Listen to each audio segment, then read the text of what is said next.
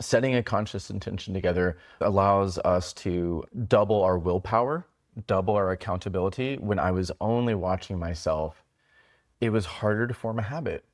It's just really like just physically, emotionally, mentally harder to form a good habit. But when you were backing me up with a conscious intention, it gave me superpowers, like the power of two people in one.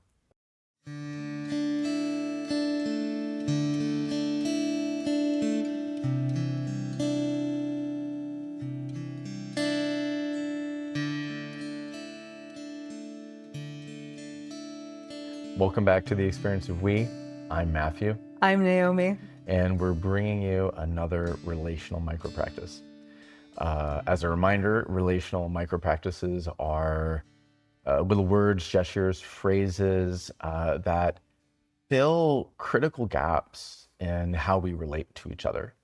And also, in the case, I think I'm giving a slight spoiler. In the case of today's relational micro practice, it functions as a kind of shared superpower. Ooh, shared superpower. Yeah, please. Yeah, I mean, when I think about what is a superpower, not in the current Marvel Cinematic Universe sense, because it's not like being able to shoot lasers out of our eyes. Oh, no I-beams? No I-beams. Oh man, I always wanted I-beams. But this is a superpower in the original sense that superheroes were conceived, which was something that is greater than one human's might. Yes, absolutely. And so today's relational micro practice is setting a conscious intention together. Together. Yeah, being the operative part here, because a lot of people already have the technology of setting conscious intentions.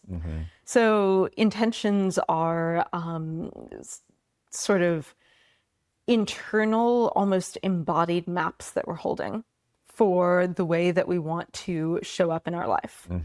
Conscious intentions are intentions that are explicit within our sense of ourselves. And are aligned with our values.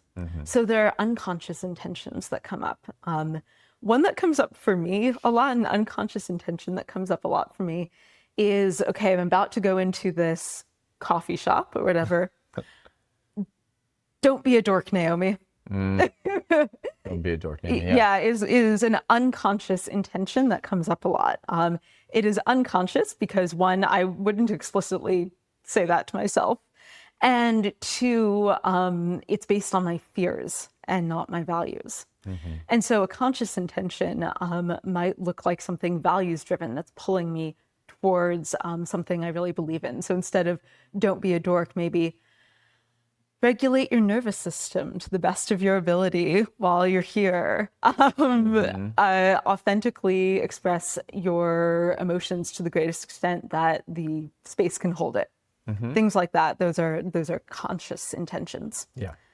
And right now, a lot of people know about conscious intentions. Writing something down that we intend to do. Writing a note to ourselves. Writing a note to ourselves is a normal conscious intention. Some people who have spiritual practices might write notes to themselves with the moon cycle or with the new year or something like that. And the operative part of this is setting conscious intentions together. And Matthew, I'd like to invite you to talk about the together part. Yeah. That's where it becomes more like a superpower, by which I mean, when we set a conscious intention by ourselves, with ourselves, that means that we are trying to focus our soul willpower on something in our lives. And so I can make a conscious intention to eat fewer sweets. So I have had sweet addictions in the past. And I would make conscious intentions with myself. Matthew, eat fewer sweets, right? And I now have one willpower's worth of effort to throw at eating fewer sweets. But if I make a conscious intention to eat fewer sweets with Naomi, Oh, now I have two willpowers going at a challenging, what for me was a challenging issue, which was a sweet addiction, processed sugar addiction. And so by making the conscious intention with Naomi, now I'm watching myself, and Naomi's watching me too, with my consent and permission, because I made the conscious intention with her. She's not policing me. She is assisting me, collaborating with me to meet my intention, to make sure it's being done out of values. Like, why do I want to eat fewer sweets? Not because I think eating sweets makes me a bad person. I don't. But when I compensate for a lack of a healthy diet by eating too many sweets, that's not a values-based decision. That is a sort of compulsive, compensatory condition of eating processed sugars to make up for a calorie deficit of healthy foods. So I make this intention with Naomi, and she can both watch it with me, so I don't have to watch my back all the time. She's now watching my back, and I'm watching my front. And also accountability. There were times when I was breaking my processed sugar addiction where I would find myself with a handful of, what was it, dark chocolate covered Cranberries? cranberries, yes. And I'd find myself with a handful of them, and I'd say, "Oh right, I was going to eat less of them. And I'd be over at the stove making dinner. And It was always when she was making. yeah, it was because he was hungry. And at first, before we sort of had the negotiation around Matthew setting the conscious intention, at first I'd be over at the stove, watching him eat sweets, wanting to say something, but not knowing what to say, or how to intervene. And as this pattern happened over and over again, we started to have the actual conversation about what was happening and why we thought it was happening and what we both thought we'd like to move to. Yep. And so, yeah, Matthew was able to set that conscious intention with me, which meant I could watch his back and I could bring accountability. And sometimes that accountability might look like, Matthew, I notice it's about to be dinner time, but you're eating a sweet. I notice a dissonance with our shared intention here. And Matthew then could either be like, yes, I resonate. This is not what we want to do in our shared intention. Or Matthew could be like, I'm having a moment where having one dark chocolate cranberry would really help me. And we could negotiate it and we could align it with our values. And so it really takes the emotional labor off of one person to be able to hold these conscious intentions together. Yeah. Yeah. And by setting the conscious intention with Naomi, there was definitely a period before we set the intention together that you would say, Matthew, I noticed that you're eating sweets ahead of dinner. Without the intention, I sometimes got triggered into defensiveness. I can eat what I want. Don't police me. Yeah. Don't police me. It could feel like policing. But once we made the intention together based on our values, if I felt defensiveness come up, I could just do a check-in and say, am I being defensive? Am I living according to our shared intention? Is there a reason that I need to self-soothe right now? And so if I need to self-soothe, I can say, Naomi, I notice I need to self-soothe for a moment. And then that creates a sort of cascade of, has Matthew been self-soothing frequently? Right. What might be causing Matthew to need to self-soothe? Right. And then we can have a conversation about that. And so that's the conscious part of conscious intentions.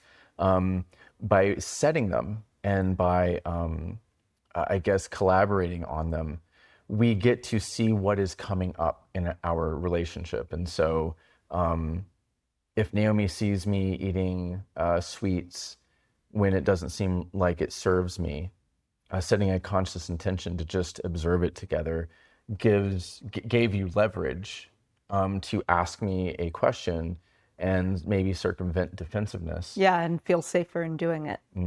Man, every time we make these relational practice videos and we're talking about the practice in action, I notice how many different skills that it's connected to. Like here, we're also talking about the emotional awareness to be able to spot defensiveness and things like that.